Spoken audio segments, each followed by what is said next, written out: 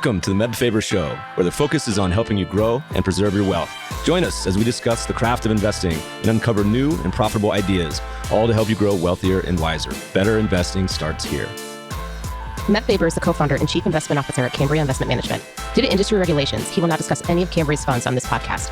All opinions expressed by podcast participants are solely their own opinions and do not reflect the opinion of Cambria Investment Management or its affiliates. For more information, visit CambriaInvestments.com. Welcome back, everybody. We got an extra special show today. This is a top 10 Meb Faber Google search. You guys have an idea who this is? Our guest is Jackie Faber, my wife. Most importantly, now a published author.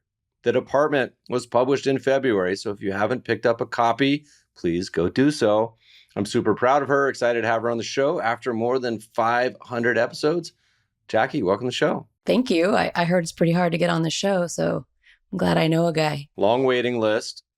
And by the way, listeners, we're going to put a demo audiobook chapter at the end of this. So if you make it through the interview, get to the end and you'll get a free sample chapter of the book. For those of you watching this on YouTube, this is the book. It's, I think, longer than any book I've ever written, just about the Department. What's this about? So on the surface, this is a psychological thriller. It's about a college girl, Lucia Venati, who disappears one day. And it's also about a philosophy professor, Neil Weber, who becomes sort of obsessed with the mystery of her disappearance. But underneath that surface story, it's really a story about our strategies for trying to live with our losses. As usual with you, the questions go deep quick. You know, I thought you were going to say Goodwill Hunting meets what? What was the description? You know, we were saying Euphoria meets Dead Poets Society. Dead Poets, Goodwill Yeah. Hunting. You know, listeners, this isn't necessarily safe for work, so you should buy this for your spouse. You can buy it for your friends. Buy lots. You can buy 10. Maybe not for your kids, or at least maybe 18 plus, but I feel like we should do some sort of giveaway. How about if you guys buy the book, verified purchase, send me a picture of the review, we'll send you a Cambria hat, which are high in demand these days. You know, we only have about 300 left, but people love them. I had a question, by the way. So this is a question from the audience. You ready? I'm going to play this out loud. Hey, Mom, this is Anton. What rating do you think your book's going to get? So he wants to know Wow. what rating your book's going to get. What do you think? Where is it going to settle in? I think it's going to settle around a 4.5. I'm hoping for a 4.5. 4.5. That means it's only your family leaving reviews. I don't think I have a 4 family in the 7 books that I've written or edited.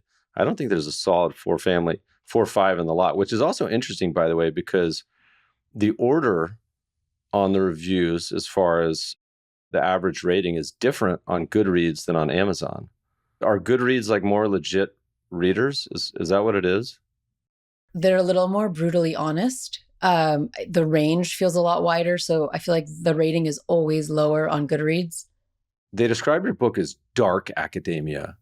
What does that mean? Is that a whole genre? And kind of I want to hear about how your experience really informed kind of writing of this book. So yes, dark academia is a genre, and my own personal experience in academia was not dark at all. It was very positive.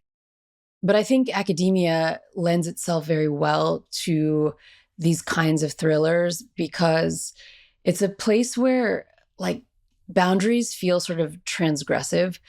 You have students who are often away from their parents for the first times in their lives. So they have no parental figures. They have these professors, and the students themselves are adults, but somehow not fully adults. And so I think, and also it happens to be a time of your life where you're encountering new ideas and sort of experiencing freedom in a way that feels new. And so I think it's really ripe for these kinds of stories. So some of the characters in the book, and we won't give away any punchlines, listeners, or the general plot, perhaps. Someone does get murdered. I'm sorry. But this takes place not today, right? It's told from 2 different viewpoints, I believe. I wrote an early version. I read an early version. Yeah, you read it listeners, like years ago. Yeah, so it may The not even first be the same version. book. But you got a philosophy professor kind of down on his luck, low point in his career. But it talks a little bit about Kitty Genovese. Who is this? I like it. Kitty Genovese. I can try to remember her Good name. pronunciation. Somebody was murdered in New York a long time ago. What's the story behind that? Okay, so the Kitty Genovese story is a true story. It took place in Queens, New York in 1964. And it was a young woman coming home from work at a bar. And it was raped and murdered. And the story, I actually have an article coming out on it on the anniversary of her death, which is March 13th. And the story sort of morphed pretty quickly because what they found was that 38 people who were living in the building sort of witnessed this rape and murder in some form or another. They heard her screaming. The murderer had time to drive away, come back, finish the job. And so the story of her death sort of was quickly supplanted by the story of these 38 witnesses who did nothing, this bystander apathy. In fact, I was talking to my dad the other day and I mentioned Kitty Genovese and he's like, oh, bystander apathy. And it brings up a lot of really interesting questions around whether or not we would get involved if we were to see some kind of emergency happening. And what they have found from all these studies that came out afterwards was that the more people that are there to witness a crime, the less likely each individual is to get involved. Everyone sort of feels like somebody else has more authority or is better prepared to handle it. But also it just became this story about like our sort of baser human nature that we mostly don't get involved. In 2015, Kitty Genovese's brother was really sort of still perplexed by this fact of these 38 witnesses. And so he started doing some digging. And what he found was that actually some of these witnesses did get involved. Kitty Genovese is the reason we have the number 911. It did not exist before Kitty Genovese. So some called the local precinct. One woman went down and sort of held her in her dying moments. And so the way that this is relevant to my book is Neil Weber, the philosophy professor, has staked his sort of career on this narrative about Kitty Genovese and these bystanders who don't intervene. And so when this documentary comes out in 2015, it really kind of throws him for a loop. And that was something I actually experienced. I worked on Kitty Genovese back in my undergrad, and I was no longer working on it in 2015. But I remember when that documentary came out and thinking, how myopic people can get. This probably happens in finance too, where you sort of latch on to some theory or some idea, and it can become very hard to sort of adjust or recalibrate. And so the state that my protagonist, Neil Weber, is in when the book opens is like, he's got this undoing of all of his life's work. And that's just sort of the first domino, and everything else sort of starts falling after that. So he's really in kind of a bad way. You know what this reminds me of? Do you remember the last episode of Seinfeld?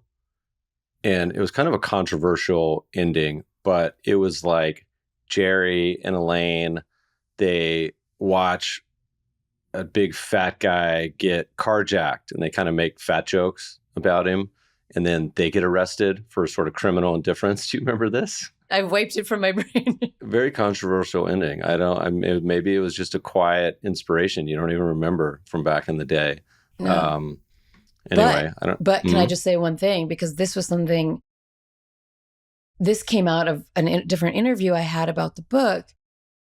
And I have this, like, to me, it's like a very, very clear memory of something that happened when I was like, I couldn't have been older than 7. Maybe I was 6 years old. And my family had gone up to my mom's childhood home in Salinas, California. And we were sleeping in her old bedroom, and it was hot. It was the summertime and the window was open.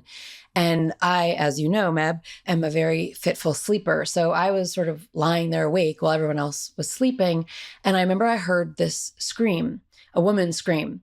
And at that young age, I sort of was lying there and waiting for some other kind of authority to kick in, or someone to say, hey, like, what's going on, or go investigate it. And I remember lying there and thinking to myself, if I hear it again, I'm going to wake someone up, because no one else had woken up. And I didn't hear it again, and no one else woke up. But even to this day, that memory feels so pronounced. And I talked to my mom about it recently, and she's like, yeah, I vaguely remember you talking about it the next morning, but it's clearly stuck with me, this way in which we do or don't make these decisions to get involved in things that feel like they're sort of outside of our sphere of responsibility, but that clearly our inaction can stay with us for a long time. And in fact, thinking about that and the Kitty Genovese murder, I mean, I have made conscious decisions at times where I would otherwise not get involved. I mean, when I was living in Italy, I never saw this Since woman. when have you not got involved in something? You No, but nuzzle your way into okay, just about okay. every interaction possible. Take great restraint for you not to get involved. But I don't get involved if I feel like it's sort of outside the purview of my like ability to handle it. And so what I was just going to say was in Italy, I remember seeing this woman cross the street and she must have been having a heart attack. There was nothing I could do and the ambulance soon came. But I remember my instinct would probably have been to stand on the sidelines like everyone else. But bearing these things in mind, I sort of went to her. I did nothing. I offered her no actual assistance, but I could feel myself making a more conscious decision to sort of step up when I think more naturally I would hang back. It might have been the robot from Asimov. Wasn't this the point of, was it Foundation? Which book was it? Where it was it the mule that could alter people's emotions? So it wasn't really you, it was someone actually just pressing upon you, like out of character or something to do. The most heroic I think I've ever been in my life, I was in Dublin with some buddies after college, and there was a girl coming out of the pub, probably at who knows what time, midnight, 2 a.m. I don't know if I've ever told you the story. Maybe I have. I've never heard this. This was with Taz, shout out Taz, former podcast alum. And she was with her husband, her fiance, whatever it was, and she had lost her wedding ring into the sewer. And I don't know what possessed me. This does not sound like you. No, I know. I was like, I don't normally don't even hands? get up in anyone's business, but also I was like, I can find it. And then so I just go neck deep essentially in the sewer, like reaching his arm. So sorry, it was like chest, full arm, that like refuge sewer, like in the street. Yeah, all babe. the way up to my shoulder. And I must have looked for like 5 minutes and I found it and I pulled it out and it was a hero. Like everyone's cheering and the bar let me back in to go wash off. Like I'm pretty sure I got at least 3 different diseases from this. But it was interesting because like in no other scenario, I'd be like, man, bummer, like what? Anyway. You'd had a couple to drink, so. Yeah, it was the Guinness inspiration, Guinness strength there. You had a line, and I assume it made it into one of the final versions published of the book. I hope so, because it was my favorite line of the book. And I'm going to probably get it wrong, but you might remember as the author. But it was something along the lines of some people were talking, whatever. There was something along the lines like someone learned something, or they find out some new piece of information. And they're like, you can't unremember a thing. Am I getting that close? Do you even know what I'm talking about? Yeah, I do know what you're talking about. Lucia says it, the college girl who disappears. And much of this book is structured around her efforts to forget. I mean, all of the characters are trying to forget aspects of their past that are sort of too traumatic. But she's thinking about this memory that kind of assaults her all the time, keeps her tethered to the past. And she says, I've heard people can sort of suppress or forget entire segments of their lives that are too painful to remember. She said, but in my 19 years, I found that I can will myself to remember, but not to forget. It's very hard to tell yourself to forget about something. You can actively tell yourself to recall it, whether or not you're successful, who knows, but it's very hard to will yourself to forget something. So that's really, it's kind of amazing you remember that line, but. Well, I feel like many listeners can associate with this, the time that one of your friends, your family members, they maybe confided in you, like, hey man, can I tell you something? Or you just learned something about the world. Maybe it's one of your heroes that you learned was not quite as heroic, or they're human, or whatever it may be, and you learn something, you're like, man, I didn't want to know that. Or like, why did you burden me with this knowledge? Now I'm stuck with this and I can't forget about this. Like, it's not something that I can now shelve away in the dark recesses of memory. Now I'm stuck with this piece of information or this insight or this sadness. And like you said, and then this, many people, this turns them to drugs and other behaviors and, focus workaholics are just part of their life that they feel like they can escape from. But I thought that was a very poignant part of the book. Glad it made it into the finale. Yeah, I'm so impressed with you, Meb. Going back to the conversation about sort of memory, you made it onto Twitter. Jackie doesn't use Twitter, listeners, so I have a little more free reign to kind of talk about my wife. But I posted about Jackie last week, and tying this into finance and investing, another podcast alum, Michael Malbison, had a really wonderful new paper where he's talking about, let's see, the title of the paper was Probabilities and Payoffs. And he had a chart that said it was participants are overconfident on average in probability assessment. So it's correct percent versus confidence percent. And so it goes from 50, 60, 70, 80, but basically when people say they're 100%, they're only accurate like 60, 70% of the time. And I said, the highest hit rate in my entire life is Jackie saying 100%. Like if she says something and she's like, I'm like, we're arguing like da-da-da. No, she's like, no, 100%. I'm like, the actual percentage on that confidence level is like 10. Like it's guaranteed to be wrong. So, thinking about memory, and it's fun to see it kind of work its way into the book. You talk about other themes. How do you cope with trauma? Wait, can we just go back to the memory thing for a second? Because I think what you're saying is so smart, and it is true. I will say 100%, like probably 80% of the time. But memory itself is super interesting. And, one of the other things I do as sort of freelance writer so I'll work with students who are applying to college on their college application essays. And one of the things that happens as we're sort of sifting through essay topics is, students will always want to write about something that they feel like is really big. So the loss of like a grandparent or, a divorce or something like that. And often my biggest job is to get them to like access their memories, and not necessarily the memories that are always sort of on the surface, the big soccer win or the football win or the loss or whatever it is, but these really sort of throwaway memories that, I don't know about you, Meb, but for me at least, like there's so many little, almost like snippets of memories where it's like a friend's house from my childhood where I'm just like turning the corner in that house into the kitchen. Like, I don't know why, but that is it feels so visceral. And so I feel it texturally. And so I think that the whole concept of memory is super interesting. And memory comes up in this book in really complicated ways. The book opens with one of Neil's memories, a memory of a woman drowning. And that memory becomes like very, very important to the book. So, but yes, trauma also comes up.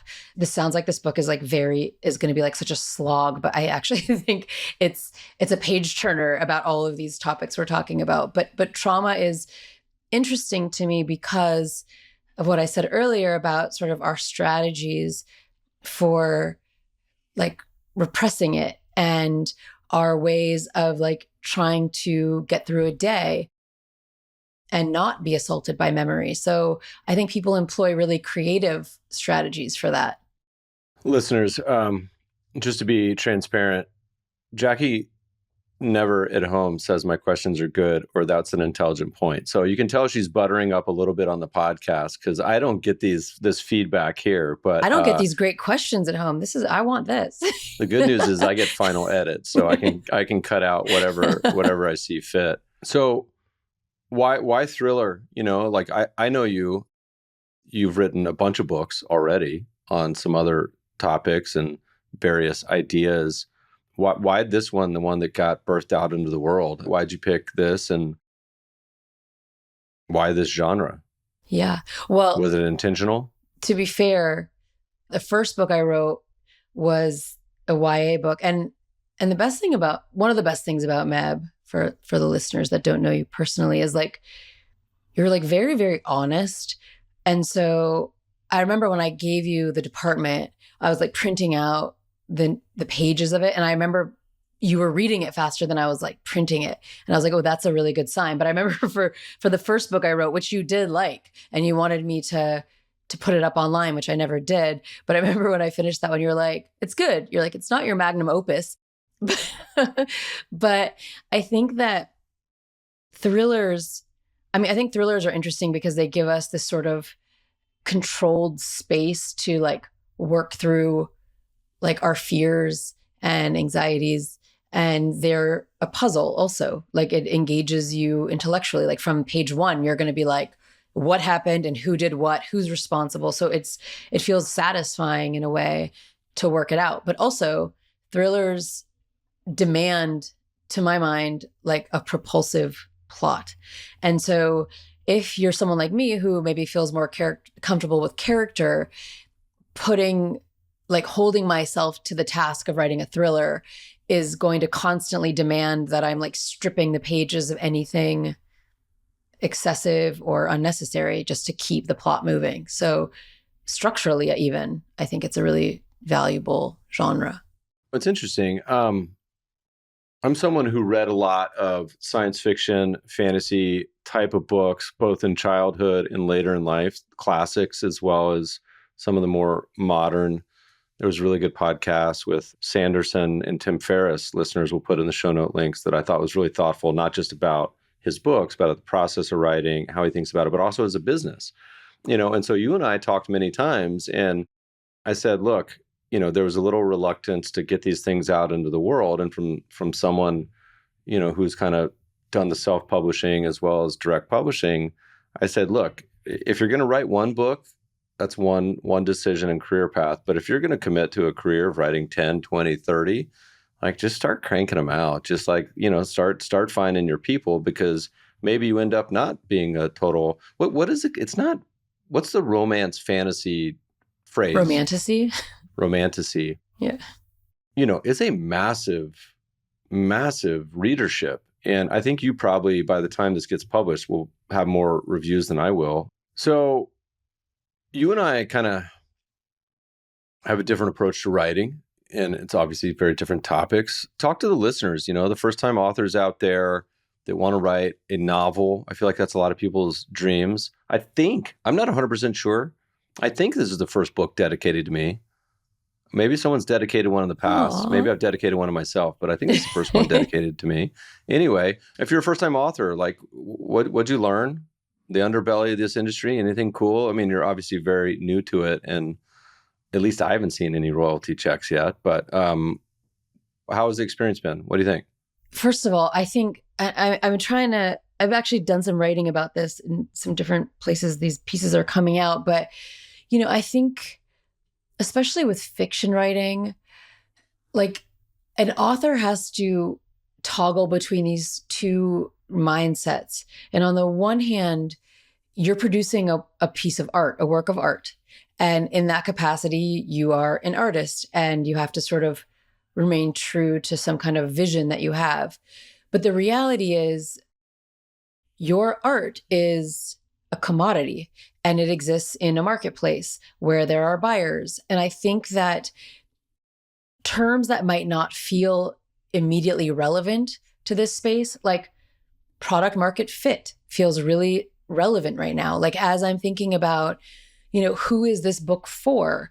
This book is not for everyone. This book is for readers who don't mind digging in a little deeper, heavier topics. Things get a little philosophical. They get a little bit, explicit and racy. And so thinking about like your audience, like, and like proof of concept. I mean, these are things that many of your listeners who probably have their own businesses think about all the time. How do you differentiate your work? How do you market your work? So for me, like that, which was something that I thought I would dread, but I actually loved the marketing aspect of this. I mean, I put together this really cool, like VIP box, which was an evidence box, pieces of evidence from the book that were like really cool little gifts that I sent out. And it was like delightful to receive it. And when I was thinking about like, what is my ROI on this box? It's not that every box is going to net me a certain amount of money.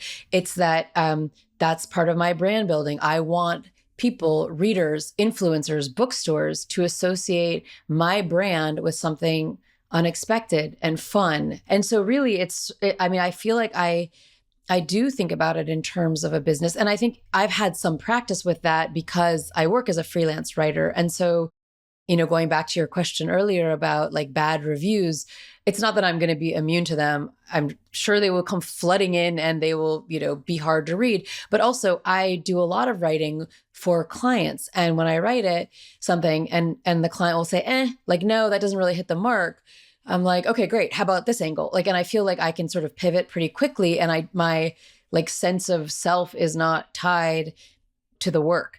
And I think that a lot of writers, this being an industry that is just paved with rejection at every step, that's something I think writers would do better to embrace the idea that it's a business as much as it is an art. I mean, I wonder how much of life in general is driven by the surprise and delight. I think one of the reasons that box and the idea is interesting is because probably most people haven't done it or haven't done it that thoughtfully. We spend a lot of time here at Cambria talking about a recent book. I don't think I mentioned it on a podcast, but Unreasonable Hospitality. You've heard it a lot, I know. But it's by the former front of restaurant at 11 Madison Park. And the extent that they went to really delight the customers. And it's funny because you start talking to people about unreasonable hospitality, and most of the time they come up with reasonable ideas. And, we were talking about this internally. I'm like, I want Cambria to talk about our investors and come up with ideas about, hey, it's hard and it requires effort and it's usually personalized. So we do an annual surf lesson. And those who are listening who have been at it in Huntington Beach, we get 50 financial advisors at Future Proof and take them out in the ocean. And that feels, I think, to a lot of people unreasonable already. But I'm like, next level unreasonable is you take pictures of people while they're wiping out or catching a sweet wave. You don't tell them about it, but you print it, you get a nice print, put it in a frame, send it to them with a note. That is and so my mind thinking about, a book, it's interesting the way watch you think about it as an actual business.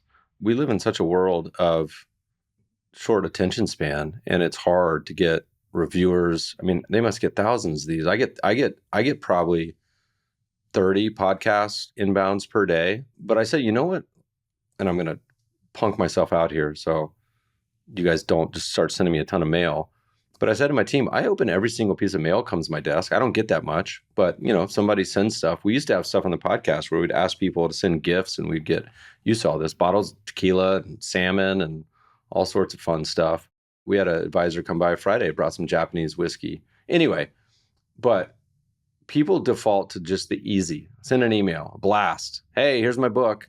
No one gives a shit, right? But you get a box in the mail, especially a big ass box like you sent, you're probably going to open it as long as you don't think it's a bomb. I think it goes to the point of quality over quantity. I think today, and maybe it's in part because of accessibility to influencers. And I mean, everyone's always looking at what's your following? What are your stats? How many do you, so everyone's trying to optimize on how can this one thing reach as many people as possible.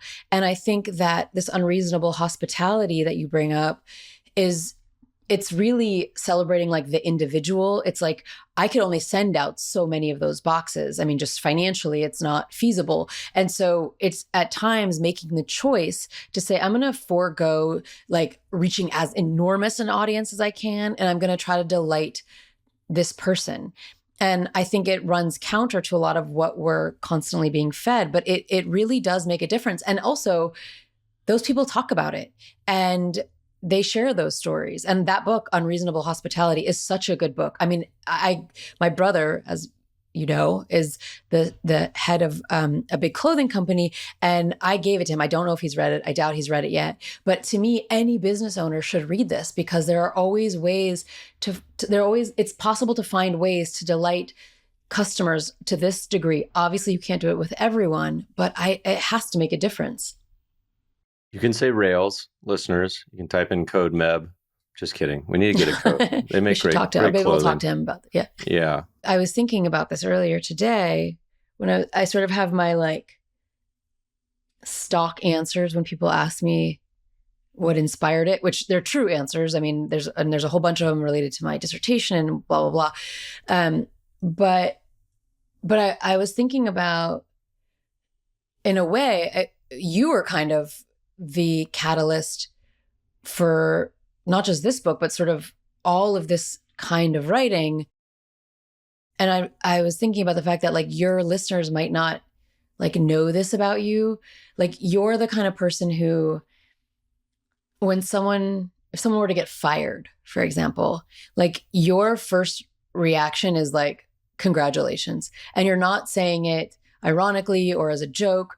You are really looking at it as like one door is closing and another one is opening. And like the next part of your life can be anything you make it.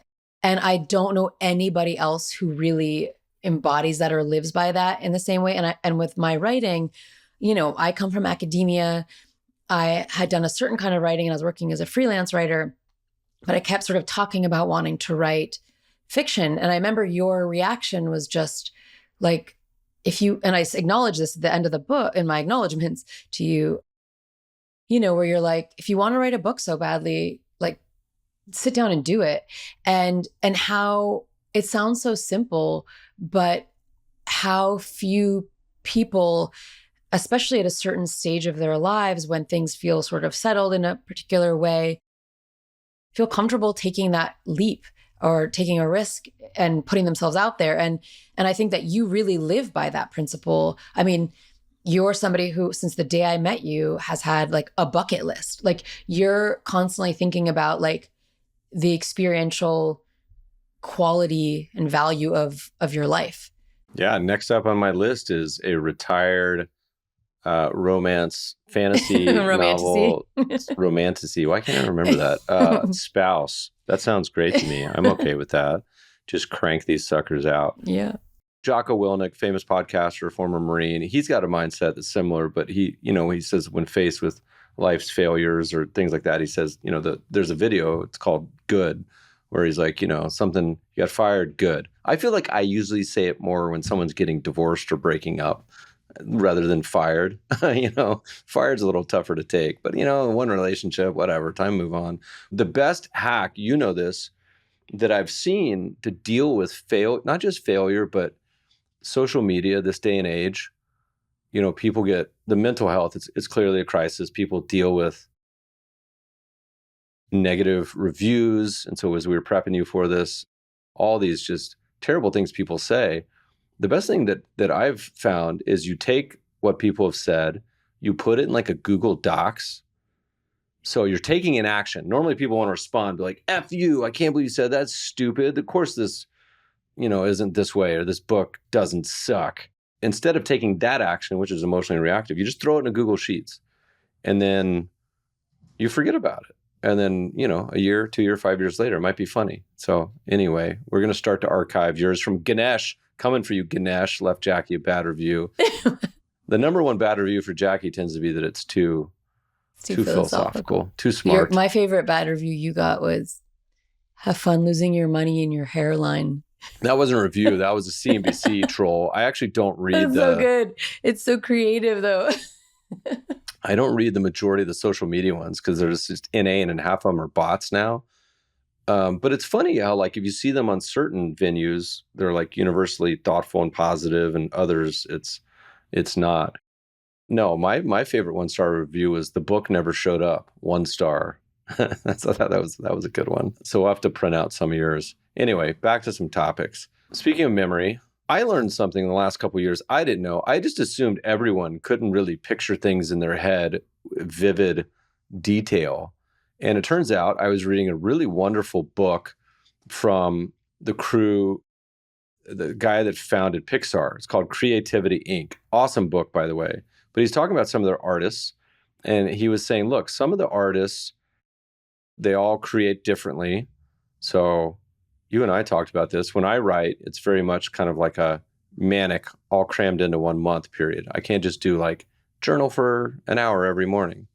I think you're kind of like that. Are you kind of a block writer? Although you also write every day, so a little bit of both. I mean, I write every day for my work, but you know when I'm working on a new book because I will wake up every 45 minutes all through the night and take notes on my phone. And then in the morning, you'll report back on your Aura Ring sleep score to me. Yeah. I've actually added not just Aura, but Whoop. So I went double confirmation of you waking me up. I love you try to blame it to that because listeners, Jackie got hit in the face with a surfboard in Costa Rica and now snores. So there's a combo. I know. There's no evidence of this. There's no Anyway, evidence. so was reading this book and he was talking about the artists and he says, look, some of the artists have aphantasia, which is the ability to visualize mental images. And I was like, oh shit, that's me. I was like, I didn't know everyone didn't kind of visualize things the same way.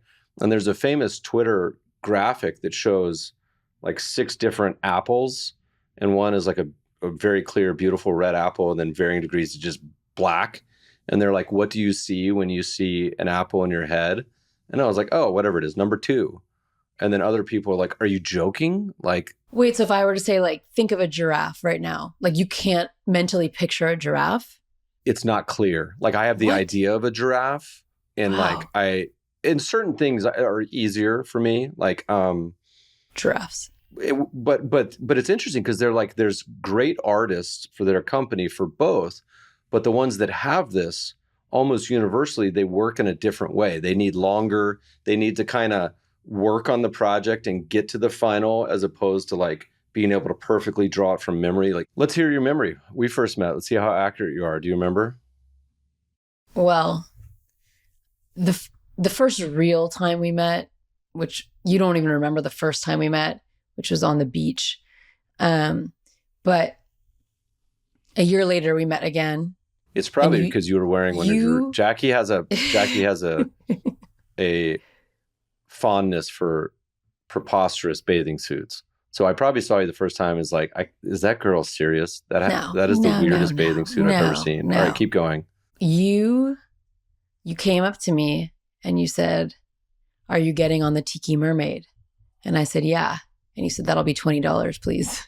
Yeah, I don't want, I was throwing a going away surprise party for my buddy and invited a bunch of friends. And I'm not paying for their hangers-ons. You bring all these extras, like I'm going to subsidize the majority of the boat already. But you know, in my late 20s, it would have been early 30s, maybe. Yeah. Where on the timeline was this? 15 years ago? This was 2010. Okay. Yeah. So, which is, yeah, because you're actually probably the most generous person I know. But our first meeting was you collecting $20 from me, and then inviting me to. You did offer me to sleep in the closet. You said, I live by the airport. If you ever need to stay close to the airport before you fly out early, I have a really big closet floor you can stay on. None of this sounds familiar It's whatsoever. True. There's evidence, email evidence. You made it through. What book's next? What do you got coming up in the queue? Can we give your dedicated listeners a preview? Well, my favorite thing on Amazon currently is that it's great because it's like customers who bought this. So if you look at shareholder yield, it's like, you know, I don't even know, some of our friends' books, Ritholtz, all these other things, like customers who bought the Department, shareholder yield. Maybe we should co-write like a thriller finance book. You know, there's some good, your dad, who's like one of the smartest people I've ever met, he's got a bunch of some of the old school writing, Adam Smith. We love talking about the old investing books that people don't remember. Some of the old Adam Smith books. We talked about this with Patrick O'Shaughnessy the other day on Twitter on some of these old school writers. You keep talking, I'm going to pull up a couple of their names. Once in Golconda, Zurich Axioms. Who was the other guy that wrote The Silver Traders? I think it was Elad. Anyway, what's next for you? What do you got? I have 2 books that I've already written, both of which need some work. So I don't know if I'm going to dig back into those edits, but I have a new idea. So plan to have some sleepless nights for a while. You're doing romantasy? What are we doing? I don't know. It sounds like we need to. This is clearly a trainer. No, but what are the ones you're doing that you've been writing? Are they? So there's one that's kind of like a rom-com, and then there's another one that's thrillery suspense, and then the new one I have is a good. It's like a good. I think it'll be a good thriller, and it incorporates like AI, so it feels sort of timely. Yeah. What's a question that you'd like to be asked that no one asked you? I feel like, you know, as a writer and listening to people, the number one question everyone always asks, partially because fiction, is like, ooh, who are some of the characters? Is this like someone from, our group of friends? Is Neil so-and-so? Is this one of our professors? Even our friends have been asking me, is this for me? But I feel like that's always what people ask on this type of book. What's something that you're like, people should be asking this, but they don't? Do you want a big movie deal? How about that? Oh, that's a good one. This could be a movie. Yeah, definitely. I'm actually writing the pilot right now. And today I actually have a call with someone to talk about it. Great. That's good news. But but like as you talk about the book, whether it's either the process or the book itself, you're like, it's weird because no one ever asked about this. And this is something that I thought was amazing or thought that was interesting or thought, that they should have taken away from the book. Because one of the things is when you launch a product or you write a book and, you start to get the feedback, you're like, people have totally interpreted this way. They thought this character is a total wanker. They thought this was unbelievable or this doesn't make any sense. I remember reading one of your early books, drafts, and it was like a science fiction book. And you made it, one of the characters was talking and made a reference to like a joke, but it was like, no shit, Napoleon or something like that. I'm like, wait, Napoleon's in your universe? Like he's in this world too? And you're like, oh, no, he's not, but good catch. Yeah, but what's something that comes to mind? Anything? Well, two things. The first, it's not so much a question, but it's a comment that I've gotten. And I've noticed that when I've gotten it, like it makes me feel like really good, is that this book deals with some like pretty heavy topics. And when people have said that they're sort of dealt with in like a way that's not like salacious, but it feels like very like honest and an attempt to really kind of understand these experiences. And then also when in some of the reviews I've gotten, they're like, this book goes beyond like the tired like thriller tropes. That to me feels like really good, because I think with thrillers or any kind of genre fiction, there's certain beats that you have to hit.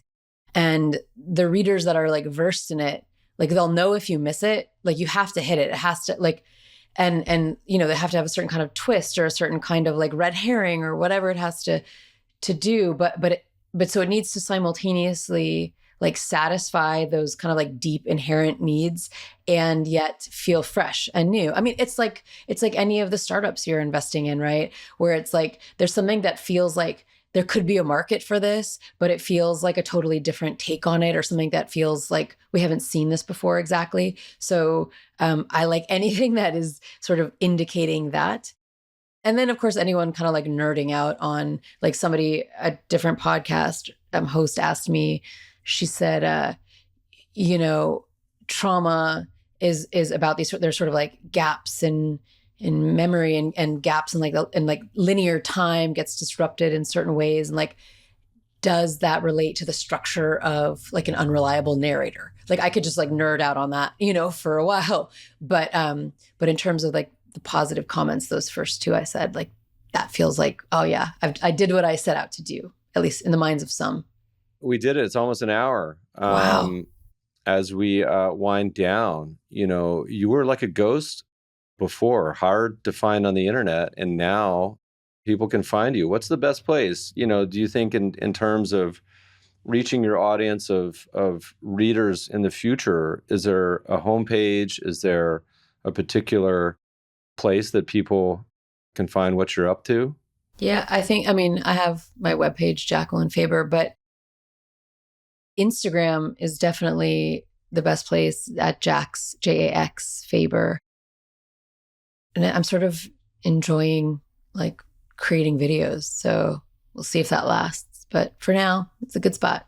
I told Jackie before she wrote this that she needed to do two covers, one Jacqueline Faber and one Jacqueline Abrams if it bombed. And so if it bombed, I was like, you can use your name. Don't associate it with me as Faber. But yeah, listeners, check it out. The Department by Jacqueline Faber on Amazon or any of your local bookstores. Thanks so much for listening, friends. Good reading. As mentioned in the beginning, here's a brief sample of the audiobook read by Jackie herself. The Department by Jacqueline Faber. Chapter 1. Neil. Now. What can I say about Phaedra Lewis, except from the moment I met her, I wanted her. I still remember the early days, sitting at the bar, burning down cigarette after cigarette like we wanted to inflict real damage. Gin and tonics on the counter, swiveling on our stools in the dim orange light. "Why are you here?" she asked me one night. "Like, here at the bar?" "Here at school." It was our first year as graduate students in philosophy. I was already wasted, but I poured back the rest of my gin. Guns of Brixton came on the jukebox, and a group of girls stumbled in. I think because I watched a woman die once. I had never uttered the words out loud before. Phaedra's eyes widened, and I felt her lean in. That's not what I was expecting. Wisps of her blonde hair floated like strands of a spiderweb in the blurred bar light. Truth be told, most of my memories are fragments, broken bits, cut glass. But this one, this memory of the woman drowning, was different. It was summertime. I must have been 6 years old, my brother Ethan only 4. Our family had piled into my dad's Oldsmobile Cutlass, and we'd driven across the country from Indiana to California. Rows and rows of crops, sun-scorched fields that touched the sky. My comic books spread across the back seat. Motels and fast food chains. Then one day, we sat on a beach in Los Angeles. Hot sand beneath us, waves crashing, seagulls overhead, like we'd been cast in a commercial for something that looked like real life, but wasn't. Ethan and I dug a trench that filled with water when the tide came in. My mother was lying on a towel, a t-shirt draped over her face to block the sun. From somewhere down the beach, someone started shouting. We all leapt up. My mother grabbed our hands and held on tight. The sun bounced off the ocean, and I could see a woman swimming out past the breakers. One minute, her head was bobbing. The next, it slipped below the waves. It was like a video game. There, gone, there again. Up and down the beach, people ran into the water, but no one dared to swim out. The riptide was too strong. When help eventually came, they carried her body out of the surf and laid her in the sand. They did chest compressions and affixed a breathing apparatus, but even I could see it was too late. Ethan and I stood in front of our trench, the water filling and draining, while the dead woman lay on the beach. "You know what I think about all these years later?" I said to Phaedra that night. The quietness. All of us just standing there. She looked at me, a sheen to her eyes. "You think someone should have done more?" "I don't know." I smashed the butt of my cigarette into an ashtray and tugged another from the pack. Later, we found out that the woman's husband was on the beach, and her kids, 2 boys, same ages as me and Ethan. "Jesus," Phaedra said. "That's horrifying." It was then that she told me about Kitty Genovese. In 1964, a young woman was raped and stabbed to death in Queens, New York, while 38 people watched from the safety of their apartments. "I mean, what does that say about who we really are?" she asked. 38 sets of eyes. You know how many called the cops? None. Phaedra shook her head. We all think we'd be different, that we'd be the ethical one. 5 years later, I would be married to Phaedra Lewis and writing my dissertation on bystander apathy. Kitty Genovese, the center of my work. Even now, all these years later, it's hard for me to separate the smell of gin, Phaedra's beautiful face, the drowning woman, and Kitty Genovese. All those pieces seemed to find each other that night, and I felt certain of only 2 things in the entire world. I was falling in love with this beautiful girl, and I would never be a bystander. That's it, everybody. Be sure to go get a copy of The Department, and please leave a review. Podcast listeners will post show notes to today's conversation at mebfaber.com/podcast. If you love the show, if you hate it, shoot us feedback at themebfabershow.com. We love to read the reviews. Please review us on iTunes and subscribe to the show anywhere good podcasts are found. Thanks for listening, friends, and good investing.